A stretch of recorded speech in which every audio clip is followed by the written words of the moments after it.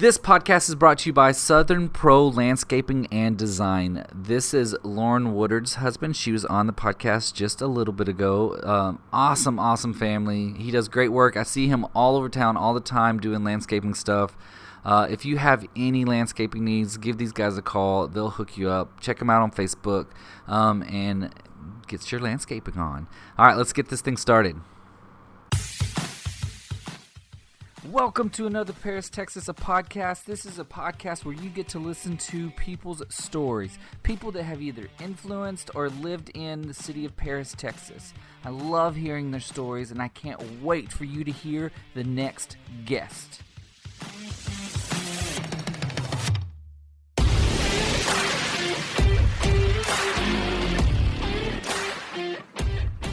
All right, here we are again, another Monday. I have a new friend, which I always love new people on the podcast because I don't know anything about her other than what a little bit that I know. Adrienne, Salinas, what's up? Hi, what's up? Okay, first off, we have to give you guys a little bit of a disclaimer.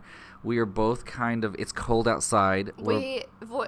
My voice does normally not sound this bad. She brought coffee. When she brought the coffee, I wish I had brought some tea. I would have brought you some. I didn't even think about it. I didn't think about it. So my voice is scratchy. Her voice is scratchy. But the podcast must go on.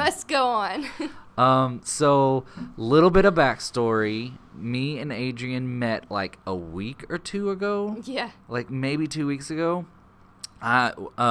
Maximum Elevation, one of the companies I'm working with, is teaming up with Smoking Hot, who Adrienne works for, and us photography, videography gearheads, we just get together and we end up talking, and it's like best friends instantly. Yes. And we had a job that we needed an extra photographer on, so we hired her to peep her out and see how good she was, and she was phenomenal. Oh, thanks. So that's the backstory on how she got on this podcast, but we're going to start this off.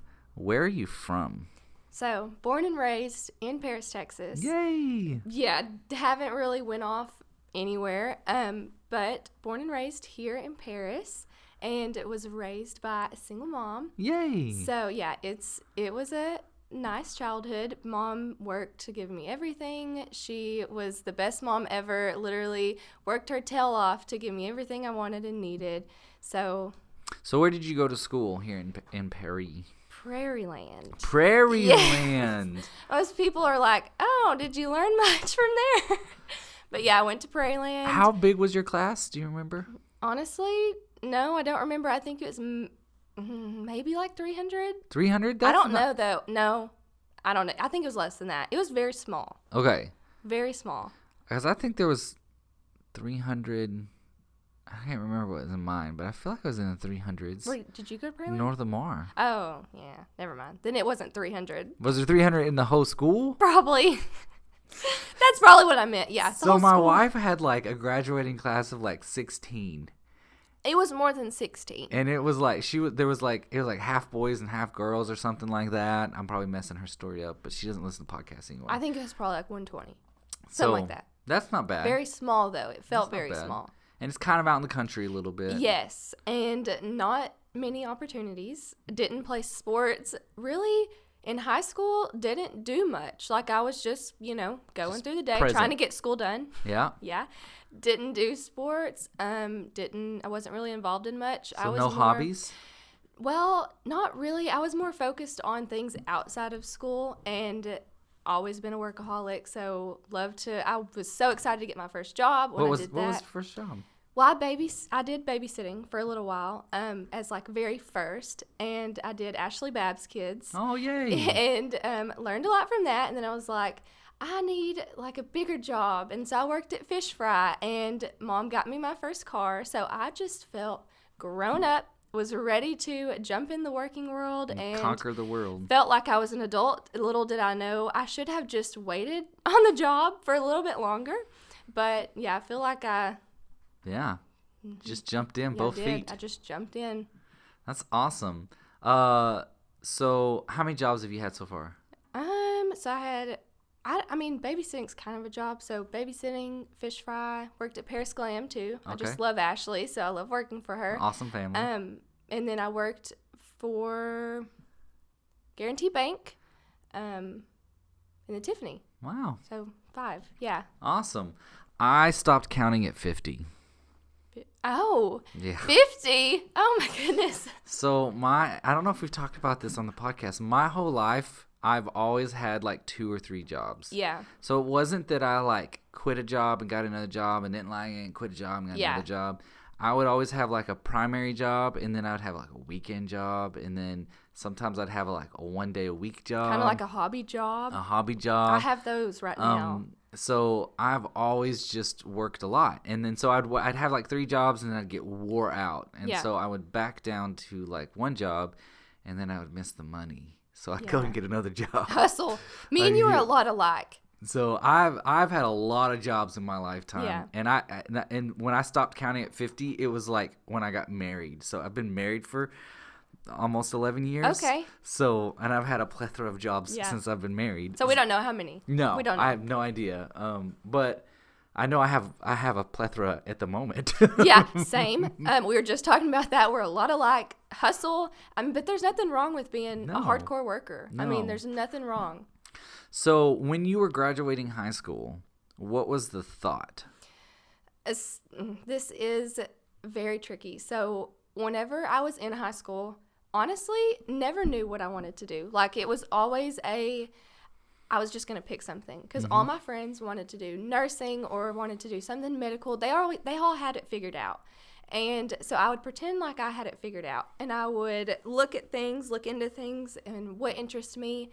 And honestly, nothing interests me. I don't mind school. Like, I'm good at math and things like that, which is, I don't like doing it, but I'm actually good at it. So I didn't mind doing the school part, but couldn't find anything that I loved.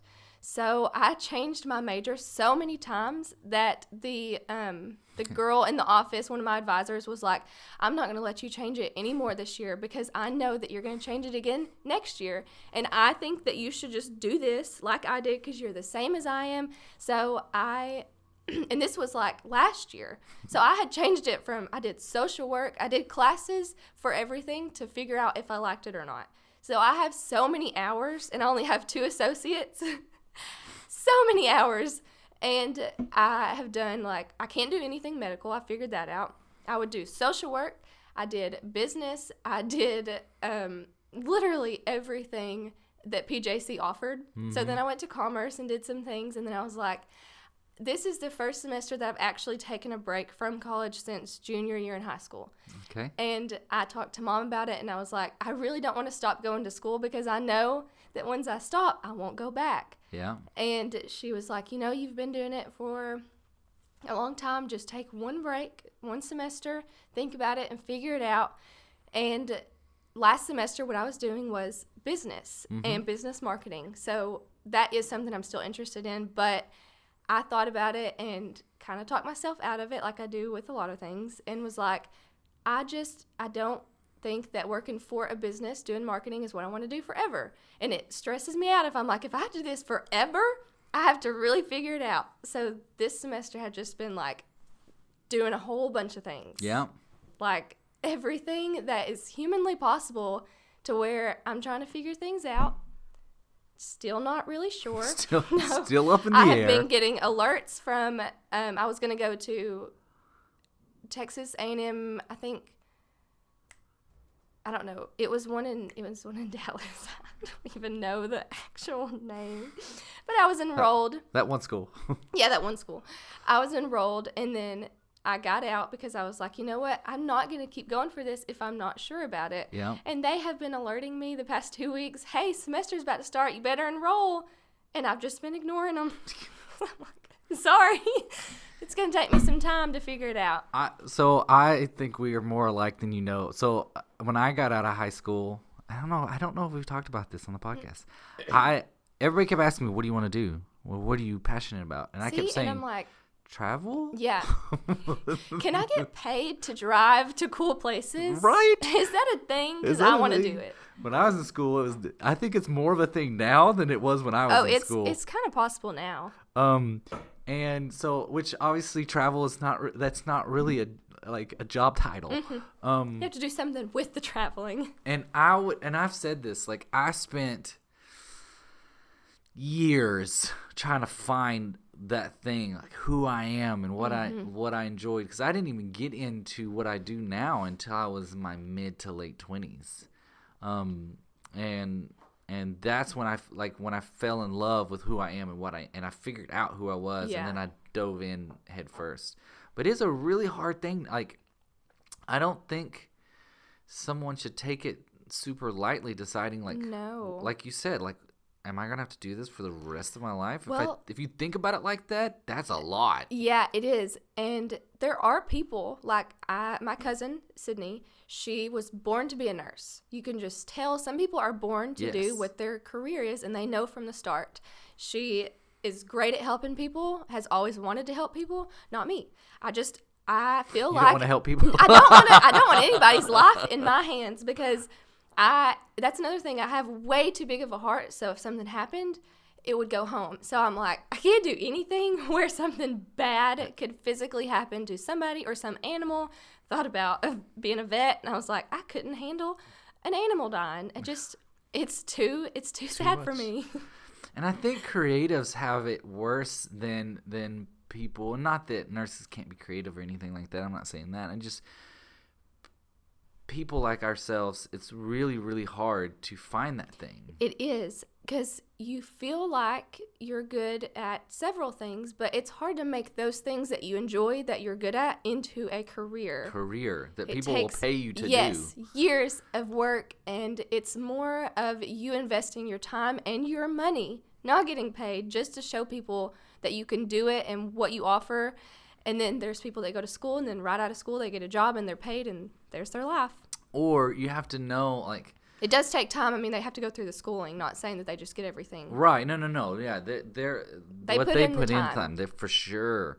But for, like, say, we'll just use videography, because that's what I do as an example. Mm-hmm. Like, if I had known right out of the gate that that's what I wanted to do, like, yes, there are schools that you can go to. Yeah. I would say, to my understanding from various things that I've read and people that I've talked to who have gone to school, the school is more of a great resource for getting you jobs coming out of it. You do learn a lot at the school, but a lot of what you can learn at the school, you can learn by picking up a camera and trial and error. And that's the thing. I thought about going for photography and videography, because I love those things, but then I was like, I already know. Like, I self-taught myself the camera settings and the video, but obviously I would learn a lot more. It's just I've already kind of taught myself everything, because I just jumped into it. So do you pay this absorbent amount of money for resources? Exactly.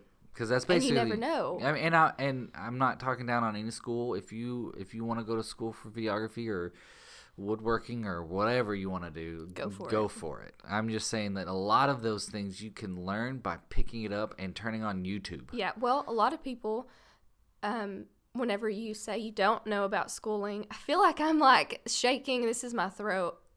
So a lot of people, whenever you talk about where you're going to take a break or you don't know what you want to do in school, they think that college is the only way to make a life or to make a career, and it's not. And I feel like nowadays it's more, you can do more not going to school than you could, years ago, because there is more. But it's to the point now, like, if you're not going to school, that doesn't mean that you're just going to be broke the rest of your life and, be a bum or, what they try to make you feel like.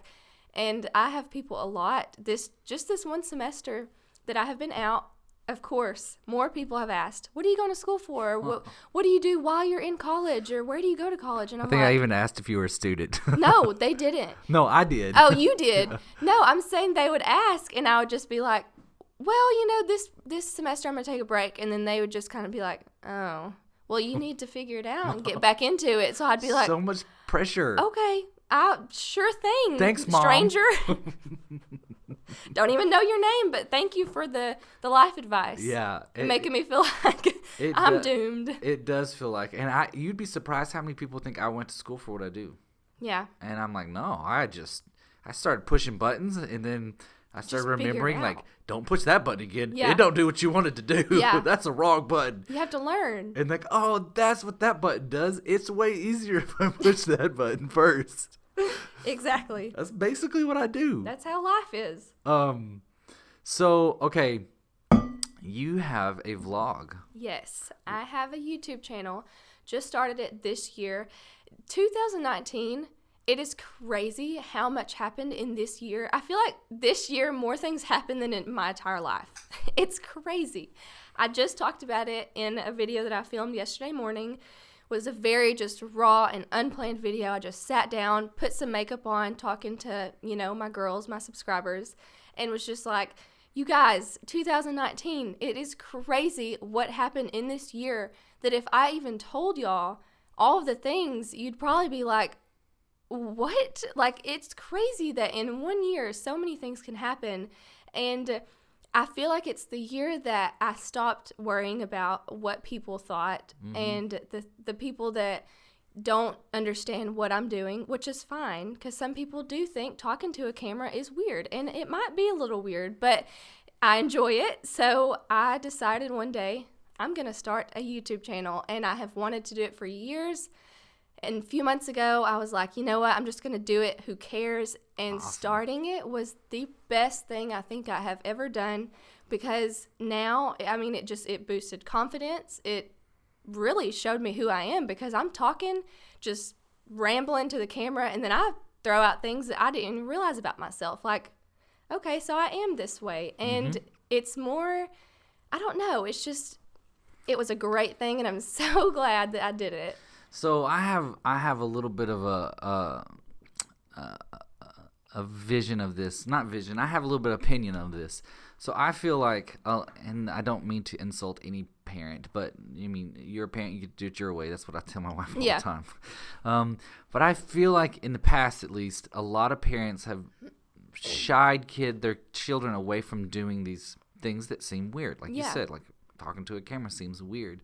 But what's really crazy, and I guess weird, is that there are kids at home making videos, making more money than their parents by making weird videos. There are kids on YouTube that you would not even know how they made so much money, because they're opening toys. Like, some kids on YouTube literally open toys, and they make so much money. And there's the one kid's got his own line in Walmart now, his own toy line in Walmart. And he started out, Ryan, the toy opener or whatever. Oh, yeah, see? And he started out just opening toys on YouTube. That was it. His mama just had a camera and started... Here, open your toys, show them. Right?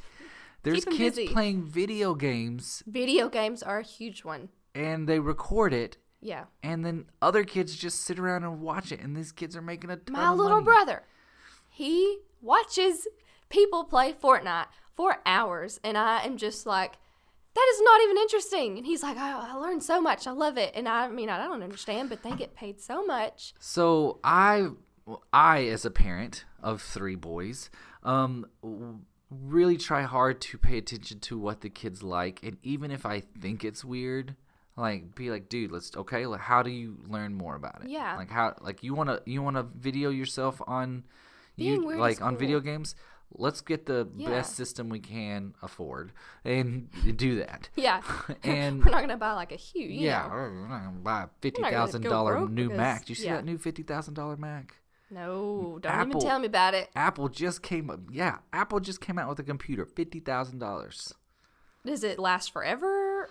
Because I've read that Macs only last like 3 years. I think it teleports you to different places. Oh, okay, yeah. I mean, it might be worth it. Yeah. If it edits my videos and pictures for me? For me, yeah. That's worth it. Sold.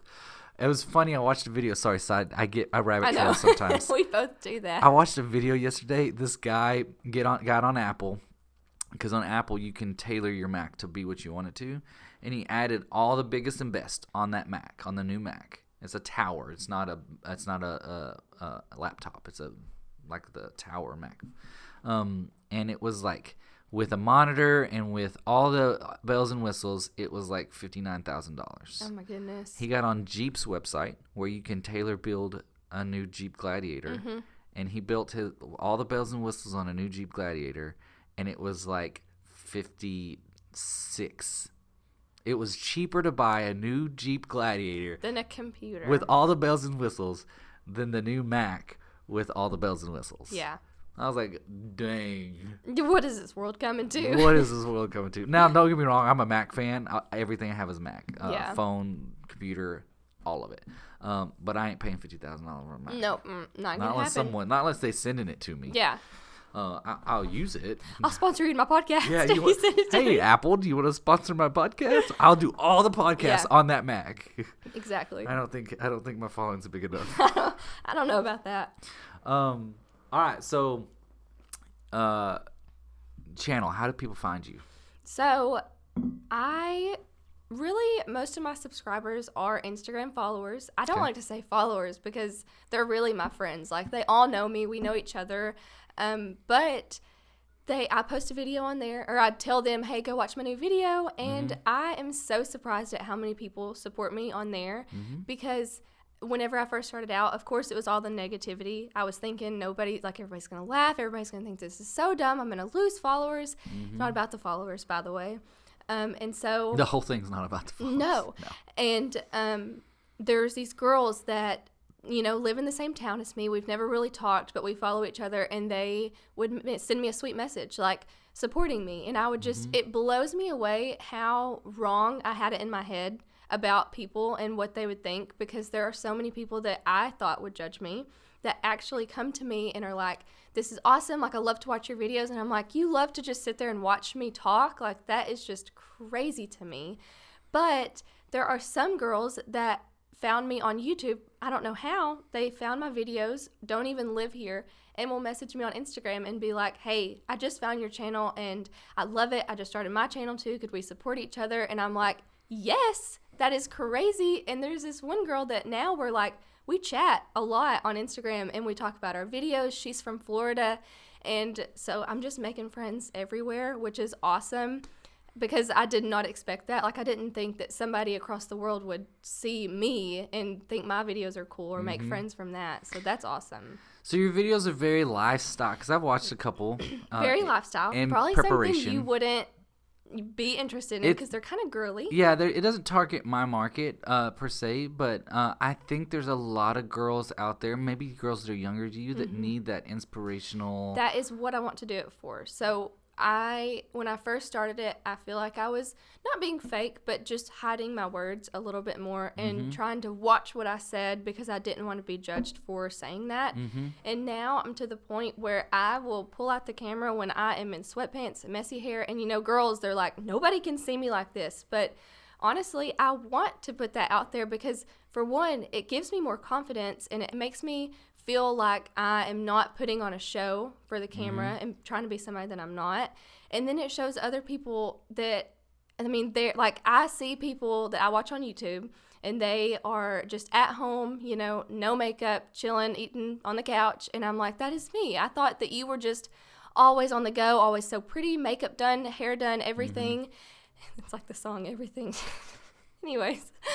So yeah, I like to show up and just be who I am because I feel like a lot of the girls that are watching me get from it, and I want to help somebody or give them gain something from watching a video, not just watching it and feeling bad or feeling like, oh, her life is just all put together. She doesn't struggle at all. And I will be open about what I'm struggling with just so that people can relate, because I want somebody to relate instead of leave the channel and feel bad. I want them to feel good, like it's a place to escape and listen. And I think the idea of lifestyle is that it's real. It is, but there's a lot of vloggers that are fake. Yeah, and your life can't honestly, be that good. No, I'm sorry. No, your life is not that good. And on Instagram, that is what kind of sucks, because nobody wants to post a picture of them crying in the bathroom.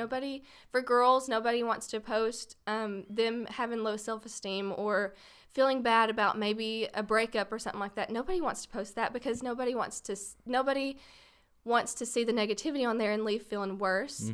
But we post these pictures where we're really happy, so it gives people the false look on life. And so now everybody thinks that their life is worse than the person that they're following just because it's a highlight reel. So you see everything good. All that work to try to show people that your life is so much good, but it just it depresses people. Yes, because then people think your life is so good, and then you look at your Instagram and it's like, my life isn't like that, because you know what goes on behind the scenes and other people don't. Yeah. And I don't post the sad stuff worst. on Instagram, No, yeah. but I do post the pictures where I feel happiest, and the pictures that I think are really fun and cutesy and girly. But also in the caption, I'll try to say, like, I'm actually chilling on the couch in my sweatpants right now. Don't be fooled, because it's so bad about people looking at it and feeling worse. And comparison. Mm-hmm. Comparison nowadays is just so bad. I struggle with it myself, but that is just something that social media has come to, like, it's really taken over girls just feeling worse about themselves, and it's supposed to be something fun where you can just go on there and scroll and look at what people are doing instead of feeling bad. I listened to this, I think it was a podcast, and it was talking about, I don't know how I got on this podcast or where it was from, but it was talking about girls and the comparison whole aspect. So when I was a kid, so we're not going to talk about how long that was, a while back, like the only person you had to compare yourself to is the other 300 kids in your school. Exactly. So out of 300, your comparison rate, whatever that is, was really fairly low. Like, now you have 300 million people on Instagram that you have to compare yourself to. Yeah. And it's just really hard. And it's hard to shut that off because, you're going to see, like, for girls, guys probably don't struggle with this as much, but I'm sure some do. I think in a different way. Yes, in a different way. You see girls that, they have really pretty hair, or their body, things like that are all physical. Yeah. We compare ourselves to the physical things, which aren't the things that matter, and it honestly just kind of takes over, and it takes the fun out of social media and what it's supposed to be, and it's supposed to be somewhere fun. Everybody posts what fun things they're doing, but instead it's like you get on there and then you just feel worse because you're, eating chips and you're like, I ain't going to have a body like that. But yeah, I mean, it's kind of sad, but I feel like there are people out there that are trying to make it better, that are trying to show, like, yes, this is a highlight reel, but just don't think that this is all of the time. And I follow some girls that will post that. There's a girl that, I'm going off topic here. She what is that? It's a disease where your hair, for girls, alopecia, I think. I'm not familiar with that. Well, she's a big Instagram influencer. She has millions of followers, very, very, very pretty. And she lost her hair, but for a while she didn't tell anybody because she was embarrassed for some reason, because she thought everybody would make fun of her. So she wore wigs for the longest time. And then now she's open about it. She still wears the wigs because, girls love to just play around with hair. But she shows people, this is me, like, with the wig off, and is proud of it, and is like, this is who I am. And I just love the people like that on social media that show you the good, but also the real. Yes, the real. That make you feel like you're not the only one struggling, or you're not the only one that is different, or whatever. That's awesome. I love that. It's a good heart to have for a It vlog. Took some time. When I first started YouTube, it was different, and I've only been doing it for like 3 months, so I can't say when I first started. But honestly, in the 3 months, I have learned so much about what it actually is than what I thought it was going to be. Also thought at first that it might be an overnight sensation. No, it is a work in progress, and I'm willing to do it. I mean, I just love doing it, so it's more of a hobby. But it's rare that anybody has an overnight sensation like that. Very rare, but a lot of people think that it happens. Yeah. And that's why they start one. But yeah, it's taught me that not everything is going to be perfect, and if I want to show everything perfect, then I can vlog maybe once a month on a good day, because nobody's life every single day is going to be sunshine and rainbows, Everybody goes through struggles every single day. You just don't see them. Yeah. You don't see you driving down the road and somebody getting on your butt and you yelling at them. I mean, Yeah. You don't see that. I don't see it. Okay, so right now you're a vlogger, you're part-time vlogger, part-time videographer, photographer, and full-time Smoking Hot. Yes, so I'm the manager at Smoking Hot. I feel like that place is me. I feel like I have grown the most in that place. I've worked there for 2 years, and honestly, it's shown me who I am. But I feel like whenever you work at Smoking Hot, like Tiffany was telling us yesterday, you grow into it and it grows into you. Like you turn into Smoking Hot and it's kind of represents you. So yeah, that place is like a home. So when I go there, it feels like I'm actually at home. And especially with Tiffany, she's a very good friend of mine. So it's a job, but it's also like you're working from home. You feel very comfortable. It's fun. Love to help girls. So I got to hang out with y'all yesterday and make a video at y'all's place, which I'd been in Smoking Hot a few times, and I know Tiffany from the past because we grew up around the same age, and I'm trying to get her to be on the podcast. So if you see her, people, tell her to be on the podcast. Tell her to be on the podcast, because then we can talk all about her story later. But something that's just to touch base on it, something I found interesting yesterday when we were talking was that a lot of people. And, same topic as we've been talking about it. A lot of people misconceive Smoking Hot. Yes. As being this glorious thing. Yes. Well, with any business, everybody thinks that when you start a business, that the owner has it all put together. The owner gets everything handed to them, or the workers, things like that. But they don't see the days that we struggle trying to help a customer that is unhappy, or whenever we're trying to help the business grow, things like that. Long hours for a big event. Y'all just had a big event last night, right? And y'all have so one last in a night, week. well, this whole weekend, I got home last night and I was like, oh my goodness, this is going to be a long weekend, because last night we worked from opening to 8 o'clock at night, and then tonight we're going to work extra late because we're going to set up for a thing here tomorrow. Oh, yeah, it is. It's in this building. Yes, in this building. That's tomorrow. Funny. Stuff your stocking. Yeah. And with Young Life. Yes. Yeah. And we actually have 2 events tomorrow. We have this here, which I'm going to be at, and then at the store we have Wassel Fest. Oh, so, yeah. Yeah, so we have another girl over there. So when this ends, we're also going to go over there and work it. So it's just a long weekend, and nobody sees it's fun. Don't get me wrong. I enjoy doing it, but yeah, the long it's hours. Work. It's work.